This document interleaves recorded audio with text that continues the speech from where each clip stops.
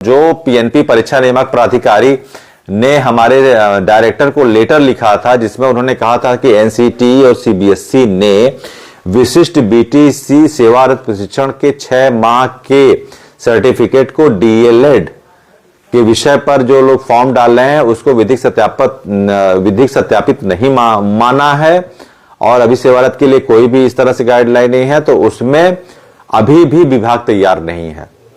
UP TET की date भले चली गई है मई में, लेकिन आपको बता दूं कि विभाग में इस तरह की चर्चा है, क्योंकि वहां पता चला है, जो बातचीत हो रही है तो वहां पे सेक्रेटेरिएट से यही पता चला है, सेक्रेटेरिएट में कुछ लोग हैं, तो उस विषय पर जो अभी डायरेक्टर साहब से जो परीक्षा की गई है उसमें उसके क्रम में उन्होंने अभी असमंजस की स्थिति बनी है, और चूंकि सीबीएसई एनसीटी नहीं मान रहा है, आप समझिए, अगर केंद्रीय नियामक संस्था नहीं मान रही, सीबीएसई नहीं मान रही, एनसीटी नहीं मान रही है, तो एक राज्य के डायरेक्टर कैसे मान लेंगे, किस तरीके से मान लेंगे कि नहीं इस बीटीसी का सर्टिफिकेट है, ये आप सेवारत भर सकते हैं।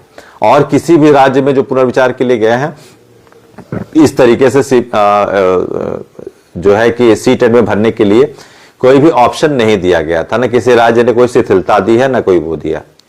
तो उस विषय पे भी मैं आपको आगे बताना चाहूंगा कि सी-टेट में फॉर्म भरने के लिए जो कुछ लोगों ने जल्दबाजी कर दी है, वो थोड़ा सा पैनिक हो गए थे, और ठीक है, पैनिक होना स्वाभाविक है, लेकिन अभी भी हमारे राज्य सरकार की तरफ से कोई भी स्पष्ट गाइडलाइन या कोई आदेश नहीं आया है आज की तिथि तक।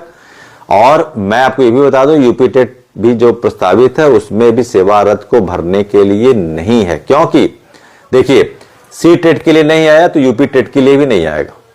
क्यों नहीं आएगा? सरकार चूंकि गई है रिव्यू में, तो ये आप मैनिपुलेट करके अपने आप को तसल्ली देके सर्टिफिकेट लगा के बिल्कुल परीक्षा आप भले दे रहे हैं, लेकिन सरकार की तरफ से इस विषय पर कोई गाइडलाइन, तो ठीक है आप लोगों ने भरा है, लेकिन ये मैं आपको स्पष्ट बता दूं कि अभी भी सरकार की तरफ से सी टेट हो या किसी भी तरह के जो भी परीक्षाएं हैं उसमें भरने के लिए कोई भी शिथिलता सेवारत के लिए कुछ भी नहीं है। अगर आना होता तो सरकार पहले दिन जजमेंट के बाद ही कह देती कि आपको 2 साल के अंदर देना। तो उस विषय को आप बिल्कुल स्पष्ट रखिए कि जिन्होंने नहीं भरा उनको कोई हताश होने की जरूरत नहीं है, जिन्होंने भरा है वो पैनिक होकर भरे हैं। और यूपी टेट में भी आपके लिए कुछ भी इस तरह का नहीं होने जा रहा है कि सेवारत के लिए कुछ कॉलम देने वाले हैं, ऐसा कुछ नहीं। कुछ लोगों ने कहा कि सेवारत के लिए अलग से टेट की भी बात चली, तो ऐसा भी कुछ नहीं अभी आया।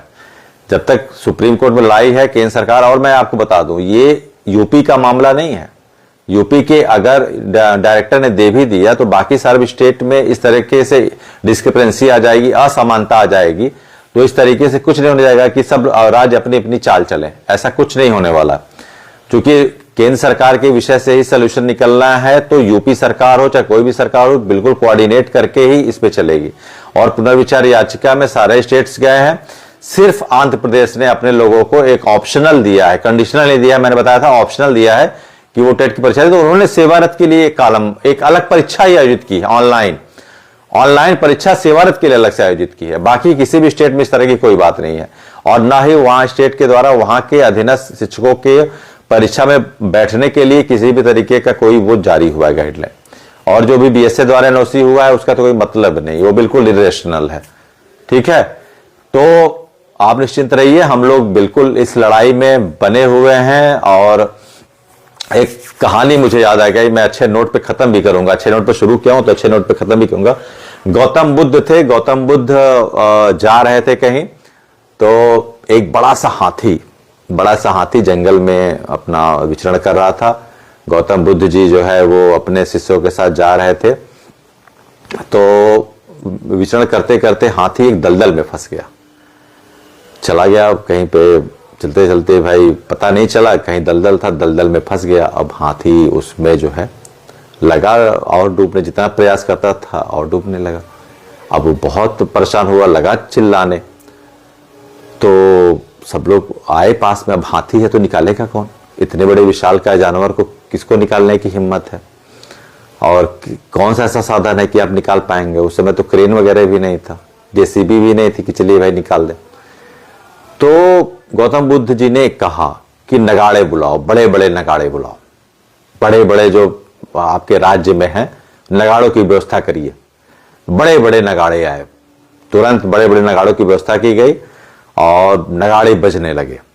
जब नगाड़े बजने लगे और उस नगाड़ों से जो अनुनाद उत्पन्न हुआ, जो रेजोनेंस क्रिएट हुआ, उससे जो उत्साह हाथी के अंदर आया, उस उत्साह से हाथी इतनी ऊर्जा से भर गया कि वो उस दलदल से निकलने के प्रयास में लग गया और विश्वास नहीं होगा कि वो हाथी फिर उस दलदल से बाहर भी निकल गया। किस लिए? उत्साह से।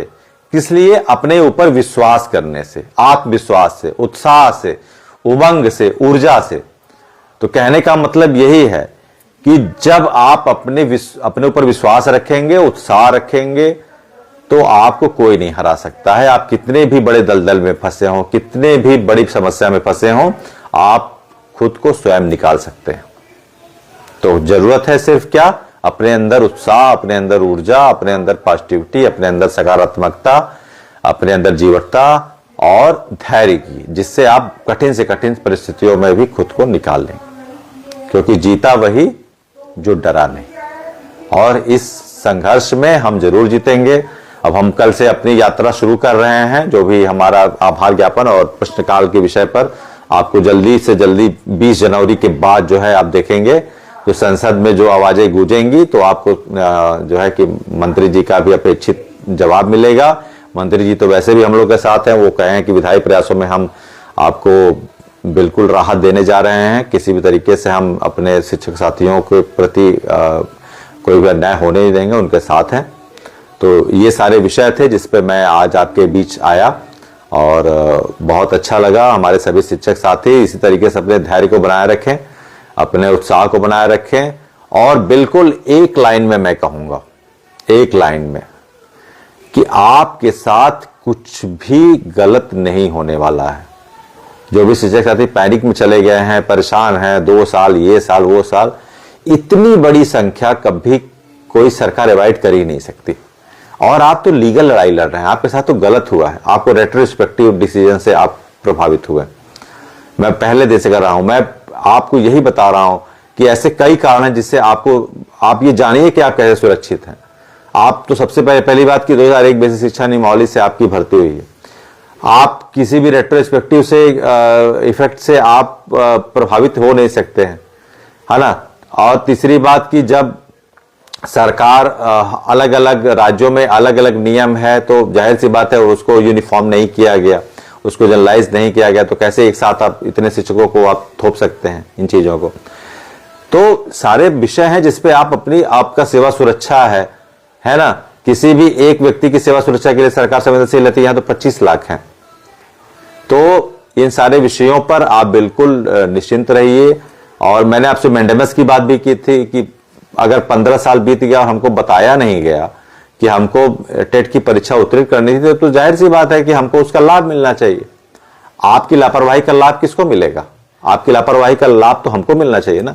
आपने अगर हमको नहीं कंप्लायंस करा के नहीं बताया, अगर वो सही है तो।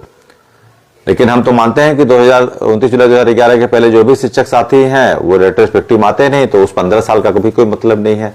आपने एफिडेविट नहीं प्रोड्यूस किया, इस वजह से वो जनरलाइज आदेश आ गया। तो यही सारी चीजें हैं और आपके शुभकामनाओं से ये हम लड़ाई जरूर जीतेंगे। आपका आशीर्वाद चाहिए। हम लोग अब कल परसों से ये अपनी जो है कि अगली तैयारी पे लगने वाले हैं कि हम जो भी 20 जनवरी से शुरू होने वाला है उसके लिए हम अपना जो भी है प्रयास करें, ताकि चीजें अब ये मान के चलिए कि जनवरी फरवरी से जो है कि बहुत कुछ स्पष्ट होने जा रहा है। आप काफी चीजें जो हैं वो ट्रैक पे आ जाएंगी, चाहे वो बात हो सुप्रीम कोर्ट में सारे रीट्स के कंपाइलमेंट की, क्लब अप होके उसकी हियरिंग की डेट की, और चाहे सरकार का जो है दूसरे सत्र में इसी विषय पर अगर जो परीक्षा के बाद जो आधिकारिक बयान आएंगे उनके प्रयास होंगे। तो ये दोनों जब चीजें एक दूसरे से क्लब अप होंगी सुप्रीम कोर्ट से लेकर और यहां तक, तो वो चीजें फिर आपको फरवरी मार्च के बाद ये मान के चलिए कि फरवरी मार्च तक वो रिजल्ट आपके पास आने वाला है। मैंने बहुत पहले ये बताया था, लिखा भी था कि मई में यूपी टेट की प्रस्तावित तिथि के पहले ही आपको राहत मिल जाएगी, और मैं उस विषय पर पूर्ण आश्वस्त हूं कि जरूर मिल जाएगी। हमारे सभी शिक्षक साथियों को देश के कोने कोने से कश्मीर से लेकर कन्याकुमारी तक जो भी हैं अपने शिक्षण कार्यों में है, वो बिल्कुल निश्चित रहें कि आपको इस वर्ष के अर्ध तक, इस मई जून के पहले ही आपको जो भी विधायी प्रयासों से आपको पूर्ण राहत मिलके आपकी नौकरी के लिए जो भी औपचारिक सुरक्षात्मक उपचार हैं वो आपको बिल्कुल उपलब्ध हो जाएंगे, जिसके लिए हम लोग बिल्कुल प्रयासरत हैं। पहले दिन से प्रयासरत है, हमारी टीम प्रयासरत है। और चूंकि हम अकेले नहीं लड़ रहे हैं, आप लोग के साथ लड़ रहे हैं। इतनी ऊर्जा आती ही नहीं जब तक आप लोग का साथ नहीं होता है ना। तबीयत मेरी खराब थी, लेकिन आप लोगों की ऊर्जा मिलती रहती थी, आप लोग का मैसेज मिलता रहता था। देखिए मैं फिर से फिट एंड फाइन हूँ, आप लोग के संघर्ष का सिपाही, आप लोग का छोटा भाई, और फिर से प्रयास कर रहे हैं। कल परसों से हम लोग फिर अपने अगले चरण के लिए लग जाएंगे, और जो भी फिर अपडेट होंगे मैं आपको समय समय पर, मैं, राजेश जी, अमित जी आपको देते रहेंगे। फिलहाल अभी के लिए इतना ही। चलिए फिर जो भी अपडेट होगा मैं आपको साझा करूंगा। बहुत बहुत धन्यवाद। शुभ संध्या।